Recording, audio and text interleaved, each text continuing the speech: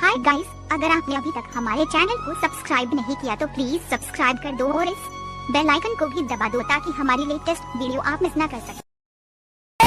अरे कच्चा जाम झन खाबे रे छोटू, नहीं तो तोर पेट पिराही रे। और जीन्स वाली टूरिसन भी हो झन करबे, नहीं तोर दाई मरत ले ठठाई रे।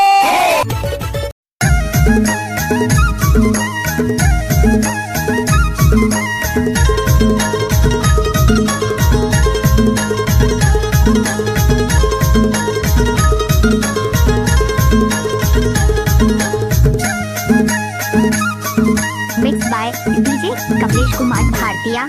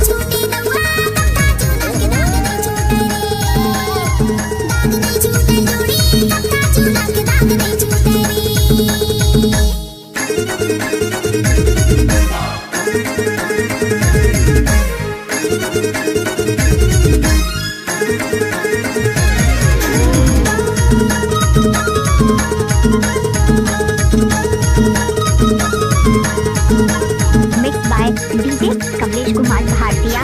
कटनी के चूना उमरिया के पान। अच्छा, कटनी के चूना उमरिया के पान, मडला के कथा पे मुँह कर ले लाल हो ही के नान में, हर ही के नान में बाई डबिया में हवे बीरा पान झोलुर ही के नान में, हर ही के नान में बाई डबिया में हवे बीरा पान झोलुर ही के नान में।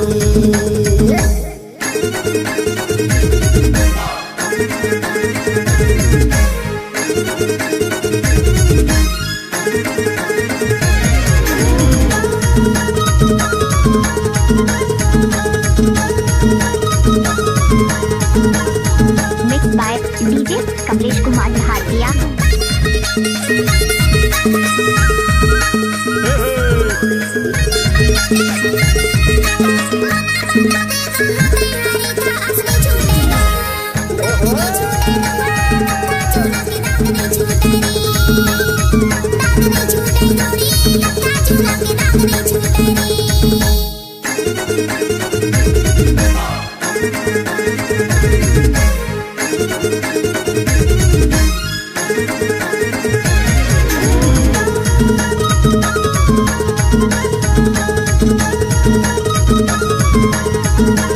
Mix by DJ Kamlesh Kumar Bharatiya. रायता हीरापुर गाड़ी वहाँ मथुरा, रायता हीरापुर गाड़ी वहाँ मथुरा, गाना लगा था माया पीरा हीरा ही के नाम